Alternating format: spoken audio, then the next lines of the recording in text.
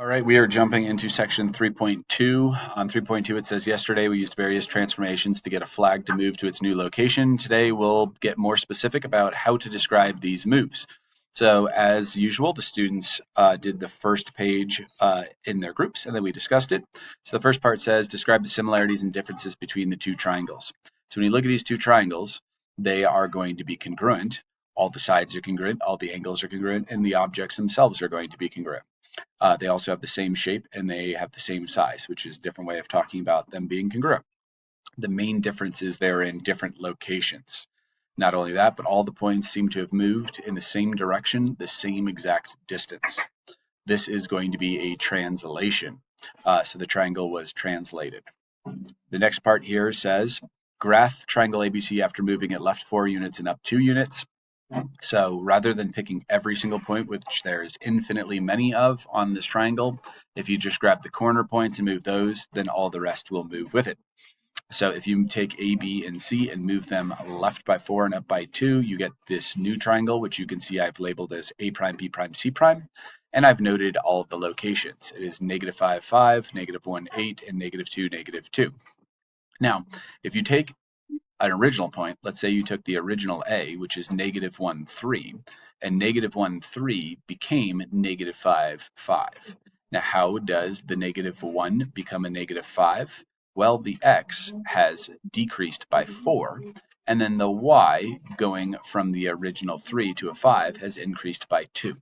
Now, we have a certain notation that we are going to be using for translations, and you guys can see the first one, which is x comma y, and then you have an arrow says maps to x minus 4 and y plus 2. So that is one of the notations. The other notation is a big T for translation, and then you have a vector. That vector says that you are going to be moving all points left by 4. So the first number is the left-right part, and the second part is the up-down part. So that is up by 2.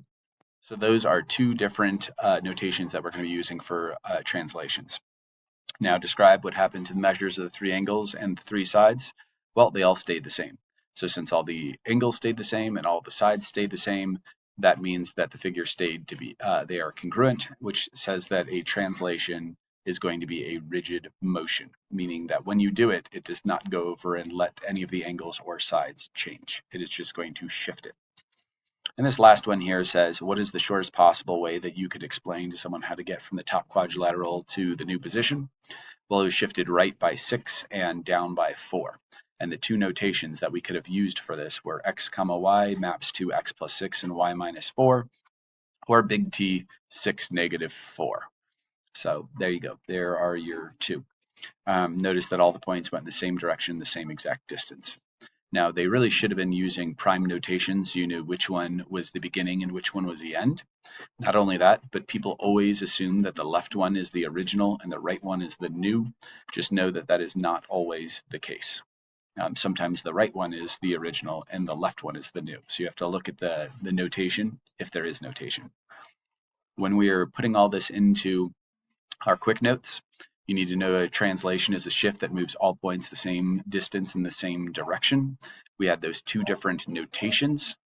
And then one other thing that I added in here was if you took a translation, let's say you took this one right here on number 2. If you make a line segment between A and A prime, B and B prime, and C and C prime, we already know that the points move the same direction, same distance, which means that AA prime, BB prime, and CC prime are going to be congruent. But if you actually drew them on here, which I don't have, but if you have AA prime, BB prime, and CC prime, not only will they be congruent, but you will notice that they are going to be parallel as well. So all of those line segments are congruent and parallel, and I can embed that into a algebra-based problem. To check your understanding, the first one, we're not actually moving the object on the graph. We just figure out where all the locations are. And then we take all the x's and add 7 and all the y's and subtract 5, and you can find out where your A prime, B prime, and C prime all are going to be. The next one says, if possible, go ahead and write a translation rule for each one of these. Well, the first one is not, 2A is not a translation because it has looks like it rotated or may even changed shape. So we can't write a rule for something that's not a translation. Can't write a translation rule for it.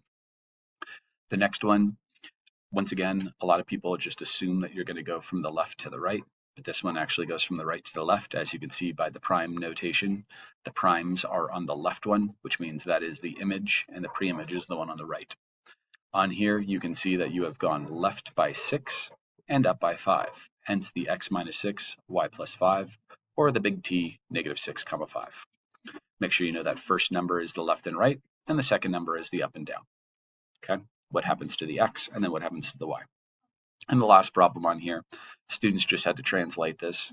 You can take those corner points A, B, and C, and you can move them left by 1 and up by 3.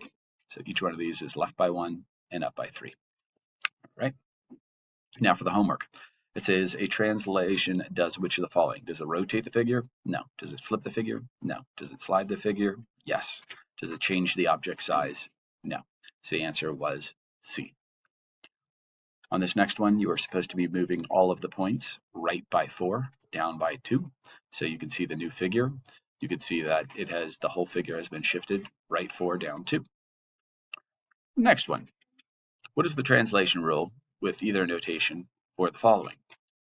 Be careful, because in this one, we are once again going from right to left, not left to right. That is shown by the prime notation.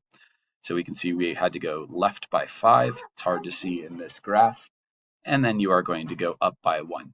Hence the x minus 5 and the y plus 1, or the big T, negative 5, 1 inside of the vector.